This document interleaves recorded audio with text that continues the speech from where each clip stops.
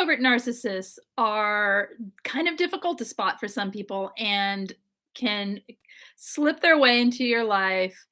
You can be around them for a long period of time before you figure out what you're looking at is narcissism. It can be completely tricky and difficult to see that what is happening is manipulation because everything they do, well, most of the things they do that are toxic tend to be covertly done or hidden or not so obvious, not so overt and obvious as an overt narcissist. So covert narcissists often present themselves as vulnerable people, people who have lower self-esteems or they appear to be more humble, they can be more introverted, they can look anxious or depressed or victim like.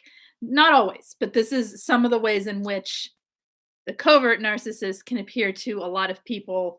And often what we as empathic people, what happens is that we meet with these people and feel empathy for their situation. We feel like they've had a hard life or that things have been difficult or whatever, and we empathize with the victim that they present themselves as, and we try to help them, or we understand and we commiserate with the way they're feeling or they express that they're feeling. But the thing is, if they have narcissism as well, plus these things going on, they are still lacking the empathy that it takes to be in a healthy relationship or to even be nice in a relationship. They're lacking the accountability that it takes to make any change for their life because of the narcissism. So, I'm going to talk about just a few subtle signs.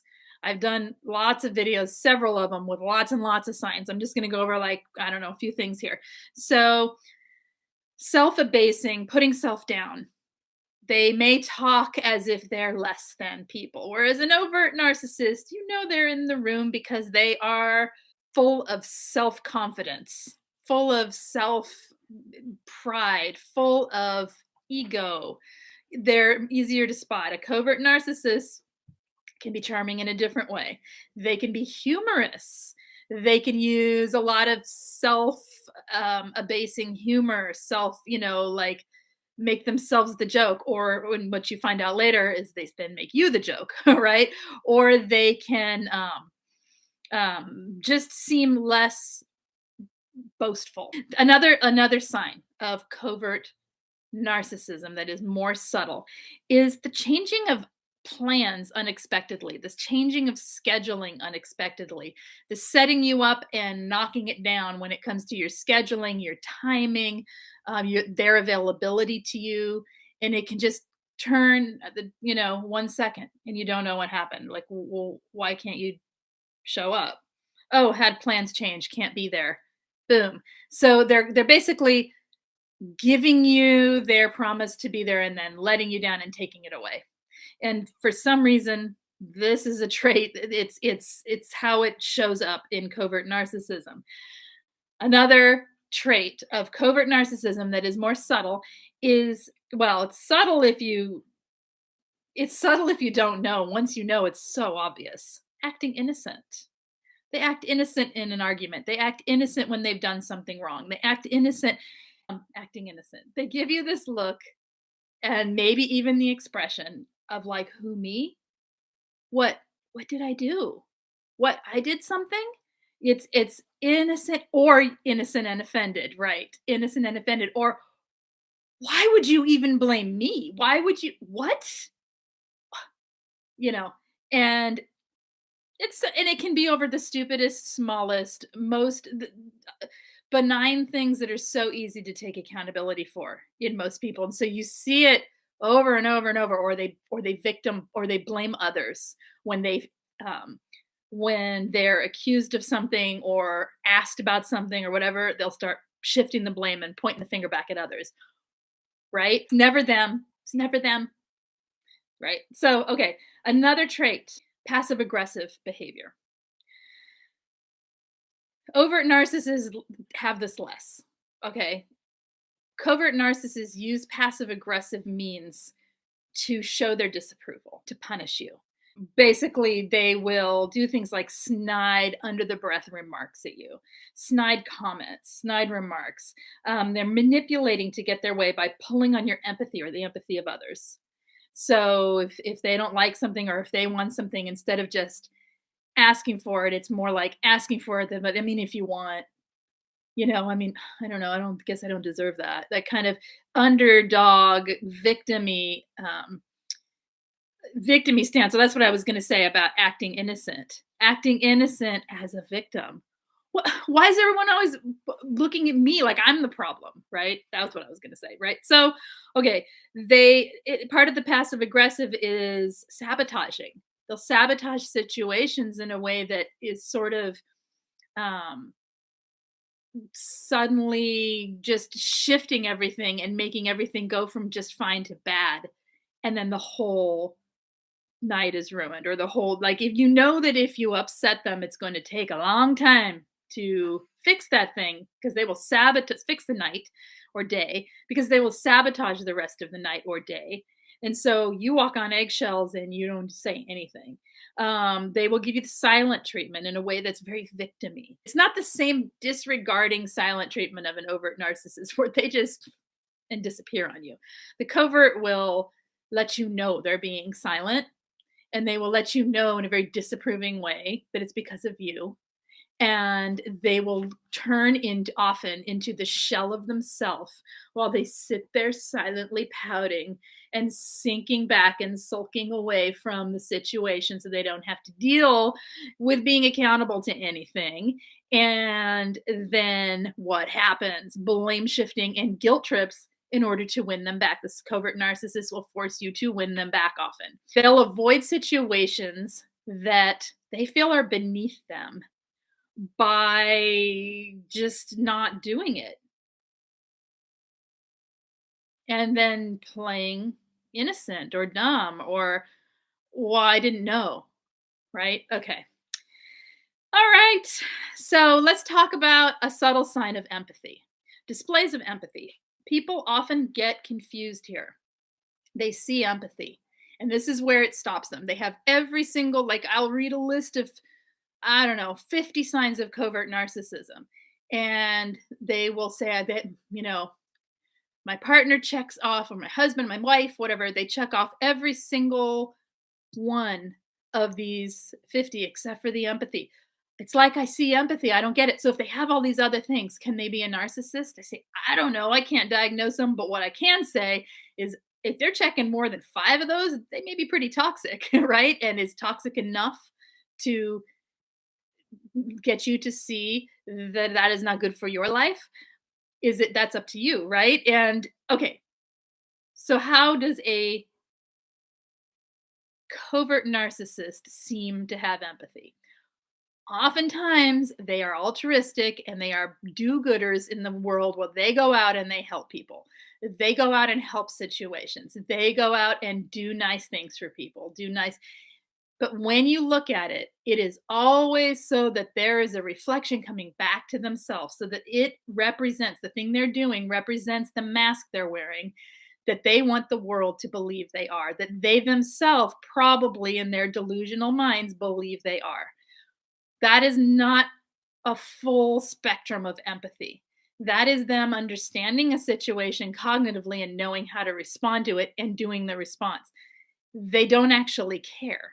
That's the difference. The difference is that they will only show empathy and will only do those acts when it is in situations that then reflect back to them or gets them gratification or gets them praise. It's not just general altruism where they're not empathically giving to people. They're not doing it for the benefit of others and for the well-being of other people. They're doing it for themselves. Low grade paranoia, a lot of them have a lot of low grade paranoia. They don't trust other people, and I wonder why. A narcissist almost always believes that the world acts the way they act. They think that most people are out for themselves, and they think some people are so beneath them that they can be manipulated and taken away from their world of themselves onto the world of the narcissist. So once you are no longer in their sphere, you're on the outside, you are now a person that they see as out for themselves. Once you are in their sphere where they are using you for supply, then they see you as someone for them. Does that make sense? It's this one or the other. You're either with them or you're against them, and that's that. Okay, and a lot of them do have this low paranoia that way. They manipulate you through using guilt and blame and shame. Not don't need to say a whole lot there. If you've experienced that, you know what I mean. They will use again subtle phrases, passive aggressive behavior, or they will just flat out tell you you're doing this because you're trying to blah blah blah to me. They will shame shame shame. Guilt guilt guilt. You're wrong, you're wrong, you're wrong. They are hypersensitive to criticism. They're hypersensitive to criticism, to critiquing, to being told they're wrong, to being told that they're doing something that hurts other people. They're super hypersensitive to anything, and they are not easily coached through that. They are not easily talked to. So if you've ever been around a covert narcissist and you've tried to explain to them, even in the kindest, most gentle way, what they have done to hurt someone else or to hurt you, or what their part is in an argument or a debate or whatever, right? Just what their part is, not even a criticism, just simply, hey, I think your part was this and my part was that. They will come unglued. They are not going to listen. They're going to blame shift. They're going to, if they do say, oh, you're right, I did do that, boom, they'll do that thing right again. So they'll dismiss it. Some of them are very conflict avoidant. And so they will just dismiss it all. Okay. And then they'll just keep doing the thing, right? And others will turn it on you, the more malicious ones will turn it around and make you the one who's wrong. And now you're not only wrong for the thing that you did, you're wrong for the thing that they did, and you're wrong for pointing it out. So yeah, they do not like that. They're very hypersensitive to being seen, being seen behind the mask. They want that mask in place. And their mask is one that fits in with the everyday people, so to speak. Not the grandiose, not the big boasted, bold and beautifuls. It is the ones that fits in with all the rest of us, with everybody, with most people. They blend in. That's their mask.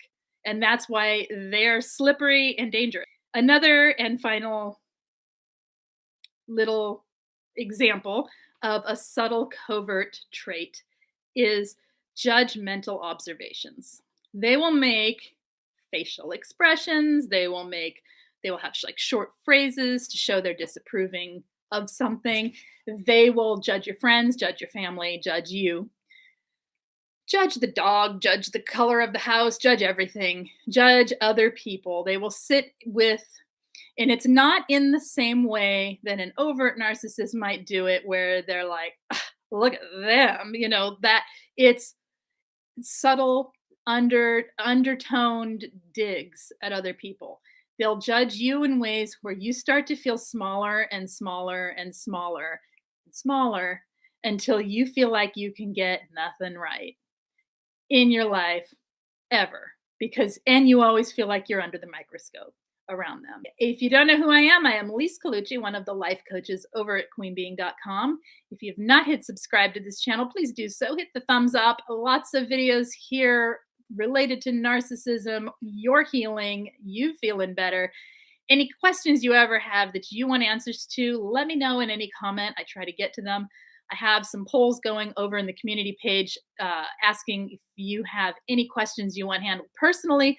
I will gladly do a Q&A show. Once that fills up, I'll just run through them and get those questions answered. So if you have any, go over there and look on the channel.